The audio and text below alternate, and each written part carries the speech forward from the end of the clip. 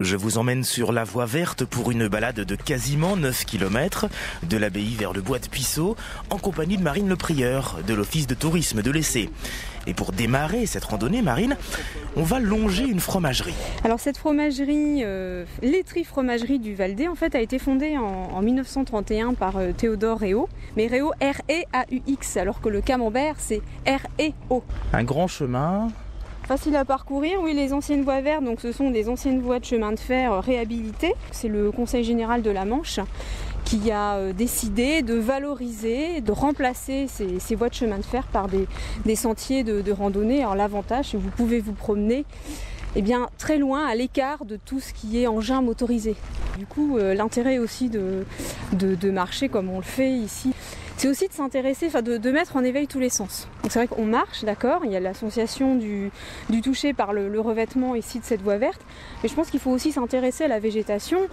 Et là, on le disait à l'instant, on a ces effluves de senteurs vertes, très mentées, très mentholées. De part et d'autre, on a différentes plantes, des lierres, on a rencontré des orties, mais l'ortie est une plante médicinale et comestible. Et puis, de l'autre côté, nous avons ce plan d'eau qui est un plan d'eau de pêche. Et de l'autre côté de la D900, nous avons l'ancienne abbaye de l'Essé.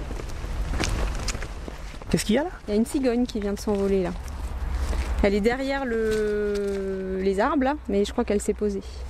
Donc là en fait on est en bordure des marais. Ici évidemment les marais sont verts.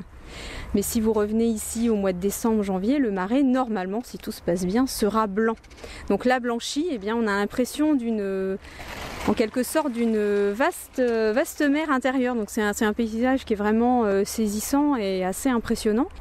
Et puis au loin, on aperçoit les Landes, donc les traditionnelles et bien connues Landes de l'Essé, puisque les Landes de l'Essé, c'est à peu près 1800 hectares, et c'est la plus grande pinède de Normandie. Un paysage magnifique, paysage changeant. Voilà pour le programme de ce tout premier circuit sur les 13 que propose l'Office de tourisme de l'Essé.